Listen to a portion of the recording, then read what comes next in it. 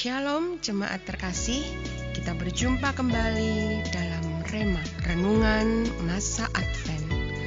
Renungan ini disadur dari Renungan Natal dari Christianity Today, Masa untuk Takjub. Selamat mendengarkan, Tuhan Yesus memberkati. Renungan hari ini berjudul Kedatangan yang Mengejutkan dari Seorang Hamba. Renungan ini didasari dari Yesaya 42 ayat 1-4. Firman Tuhan berkata, "Lihat, itu hambaku yang kupegang, orang pilihanku, yang kepadanya aku berkenan. Aku telah menaruh rohku ke atasnya, supaya ia menyatakan hukum pada bangsa-bangsa.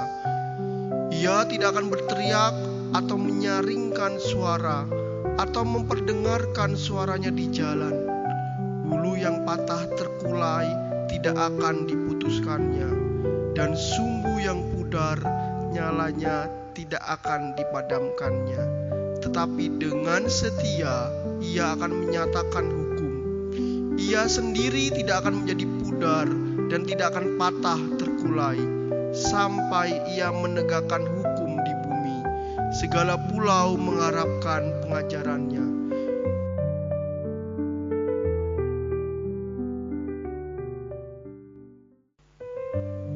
Seorang yang penuh kesengsaraan, anak domba yang dibawa ke pembantaian. Saat pencatatannya di Yesaya 53, kemungkinan besar sebutan-sebutan ini masih bersifat abstrak.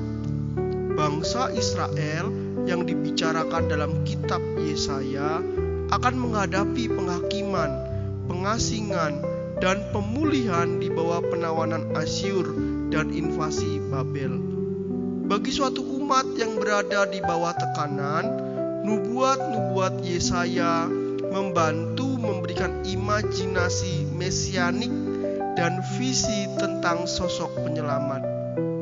Akan tetapi, petunjuk pertama bahwa tokoh ini tidak akan mengambil rupa seorang revolusioner militer seperti yang diharapkan sebagian orang, terletak pada kata hamba dari kata Ibrani ebed, yang digunakan di seluruh Alkitab secara beragam, yang mengandung makna seorang budak, raja bawahan, subjek, dan bangsa pembayar upeti. Kata tersebut menubuatkan seorang hamba terpilih yang menerima perkenanan dari Tuhan dan Roh Kudus, dan apa yang akan membawa keadilan yang telah lama dinanti-nantikan oleh bangsa-bangsa. Kelemah lembutan, kerendahan hati, dan kesederhanaan menjadi ciri Kristus sejak awal, yang datang ke dunia ini sebagai manusia dengan darah dan daging, sebagai bayi yang penuh dengan kerentanan. Ia dekat di hati semua orang yang menderita, termasuk mereka yang menghadapi kehancuran fisik dan kekacauan psikologis akibat kemiskinan, bencana, dan perang. Kristus lahir ke dalam dunia yang berusaha menghancurkan tubuhnya yang masih bayi. Pembantaian anak-anak yang tak bersalah di bawah rezim Herodes yang kejam ini adalah bukti yang cukup untuk menunjukkan kehancuran dunia ini. Seperti yang digambarkan oleh penyair Czesław Milosz dalam puisinya Theodisi, sebuah dunia yang dilanda kejahatan, di mana ada penderitaan dan penyiksaan yang tidak pantas bagi makhluk hidup. Ini adalah dunia di mana keadilan harus ditegakkan oleh hamba yang digambarkan oleh Yesaya. Namun, keadilan ini akan datang melalui kelemah lembutan yang luar biasa. Kekuatan yang justru terletak persis di dalam kelemah lembutan. Bulu yang patah terkulai begitu rapuhnya sehingga dapat patah disentuh sedikit saja. Tetapi hamba ini tidak akan mematahkannya. Sumbu yang nyalanya redup dan sudah hampir padam, tetapi hamba ini akan mengipasinya kembali hingga menyala. Kristuslah yang melihat kemungkinan dan harapan bagi mereka yang remuk, bagi mereka yang letih, bagi mereka yang lelah.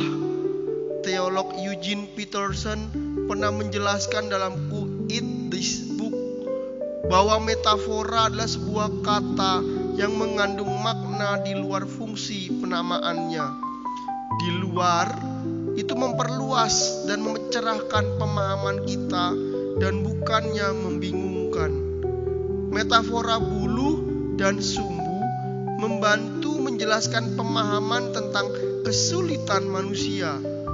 Tindakan yang diambil oleh hamba tersebut menggambarkan bagaimana Kristus memperhatikan orang-orang yang rendah, seperti yang dijelaskan Dan Ortlund dalam buku Gentle and Lovely.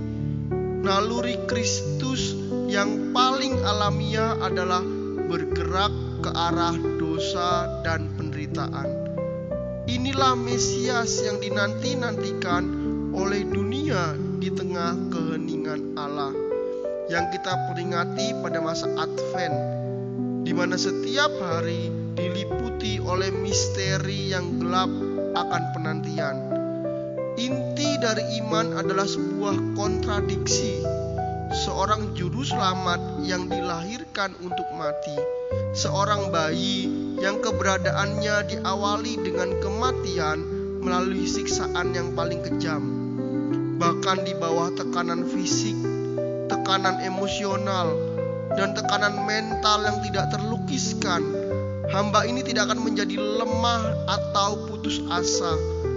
Keadilan akan bergulir di atas bumi, bukan hanya dari padang pasir terjal yang lazim ada di tengah tanah Yerusalem kuno, tetapi lebih jauh lagi hingga ke pesisir pantai terjauh yang mencapai perairan. Ini adalah sebuah kemenangan, suatu perwujudan dari keadilan yang dicapai dengan menjadi seorang hamba, sebuah ketaatan sampai mati. Ini adalah contoh dari Patientes Vincunum, karya William Langland. Orang yang sabar akan menang, atau mungkin mereka yang menderita akan menang. Atau seperti suara Kristus yang diimajinasikan berseru dalam novel Silence karya Susaku Endo, untuk diinjak-injak oleh manusia, aku dilahirkan ke dunia ini. Untuk ikut merasakan penderitaan manusia, aku memikul salibku. Kristus datang ke dunia sebagai seorang bayi, bertumbuh di dalam ketaatan dan kehambaan demi menjalani apa yang menjadi panggilannya. Masa Advent membawa gelombang penantian, sebuah buayan pengharapan akan kedatangan Sang Juru Selamat, yang olehnya keadilan akan ditegakkan di bumi melalui kerendahan hati seorang hamba. Marilah kita merenungkan sejenak bagaimana kita dapat melihat harapan dan potensi di area kehidupan kita yang letih dan lelah. Bagaimana hal ini mempengaruhi pemahaman kita tentang apa artinya menjalani kehidupan beriman dan penuh kehambaan. Terima kasih telah mendengarkan renungan hari ini. Tuhan Yesus menyertai kita.